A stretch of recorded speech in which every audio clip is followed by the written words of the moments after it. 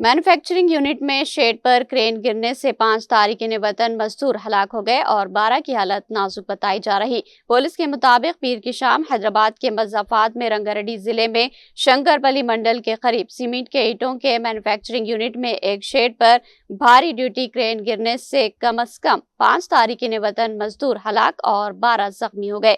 چیولڈا کے D C پی کے مطابق یہ گاؤں شنکر پلی منڈل کے گاؤں میں پیش آیا۔ دوپہر کے وقت تیز ہوا اور بارش کی وجہ سے علاقے میں واقع NCC کمپنی کے تقریباً 17 کارکنوں نے ایک شیڈ کے اندر پناہ لی ہوئی تھی۔ Company fly over, railway plate form اور ٹرینوں میں استعمال ہونے والی لوہے کی چادریں تیار کرتی ہے۔ یہ چادریں بھیجنے کے لیے کرینوں کے ذریعے گاڑیوں پر لوڈ کی جا رہی تھی۔ اس دوران تیز ہواؤں کے باعث قریب ہی واقع 2 کرینیں آپس میں ٹکرا گئی اور ایک شیڈ پر گر گئی، جس سے مزدور اندر پھنس گئے۔ اطلاع ملتے ہی پولیس موقع پر پہنچی اور انہیں شنکر پلی اور چیولڈا کے اسپتالوں میں منتقل کیا۔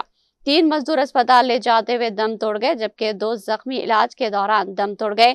12 افراد اس وقت اسپتال میں زیر علاج ہے جبکہ 2 کی حالت تشویشناک بتائی جا رہی ہے۔